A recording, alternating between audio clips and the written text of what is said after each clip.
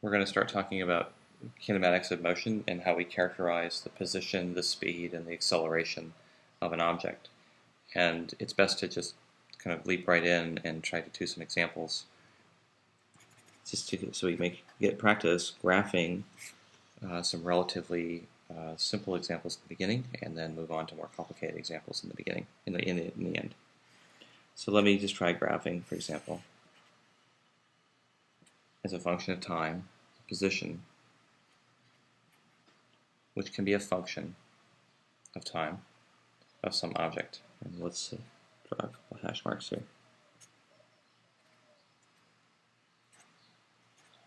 Position should always be in units of meters, or it should have units, and let's put it in meters. Let's say time is in seconds here.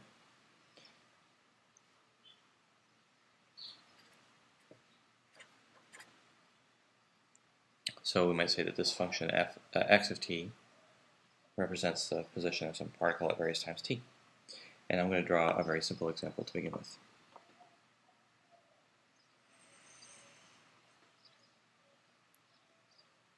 It's a constant function. It's one that has the same value at any old time along the graph here. So at t equals 2 seconds, it has a value of 4 meters. At t equals 6 seconds, it has a value of 4 meters. At t equals 8 seconds, it still has a value of 4 meters. So I can call this the sleeping dog example. In other words, if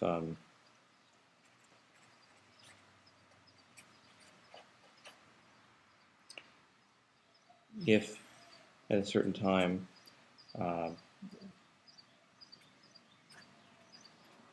0 seconds, I have a number line that represents the x-axis, in meters. And here's the origin.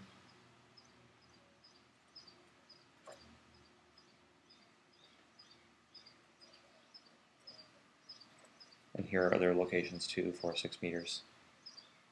This graph shown above, that shows x as a function of time, simply depicts an object that at time t equals 0 is parked right here. We'll call it Fido.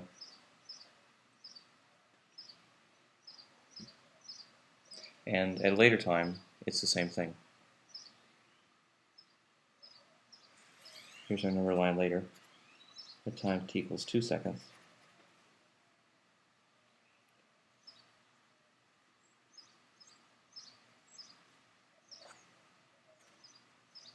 And where's Fido now? Well, if the function is really constant like this, then Fido's still sitting here.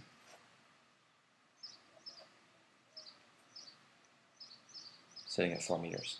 So that's why I call it the sleeping dog. It's just located at constant position all the way through the time. Let's take another slightly more elaborate example. We'll call it the walking dog example.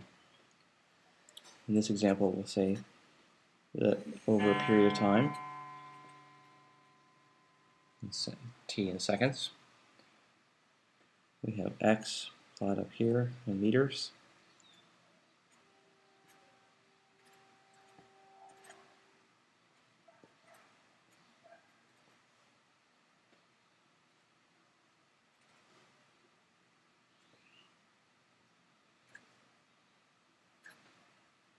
And we'll say that our graph is such that the object started out here,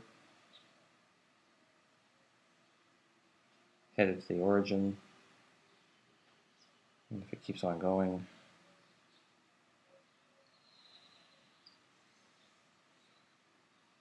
keep going like so.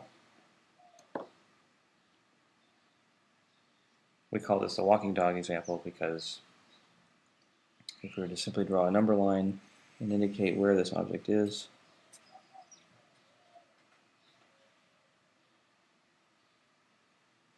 we might have our origin there.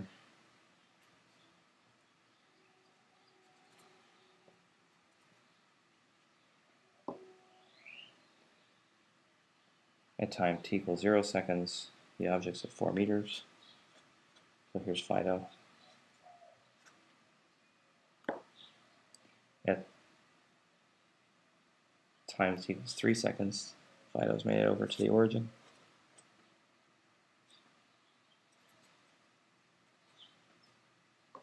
And by the time we get to time t equals 6 seconds, Fido's made over to the other side of the origin.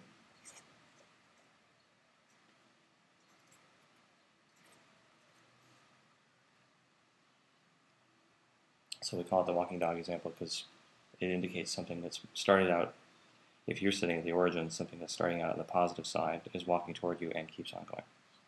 Just a straight linear, what's called linear motion.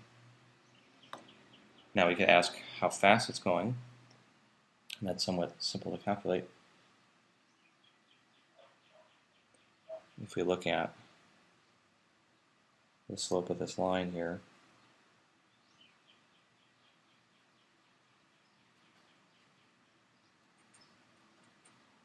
in that span of time, 3 seconds,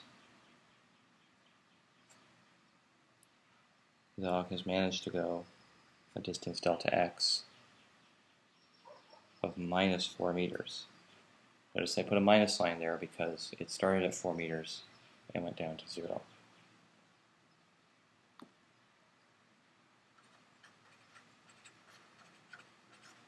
So the average speed here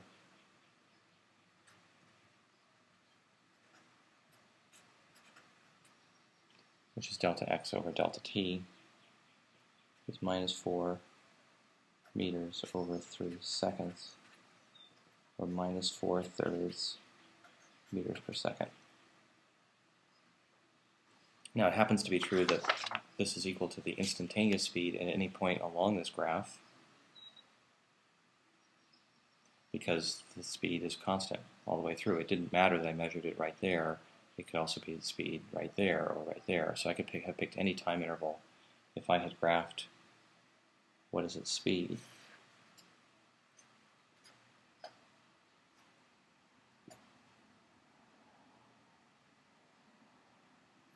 This speed, or this velocity, would have been a simple number all the way through. It would be minus 4/3.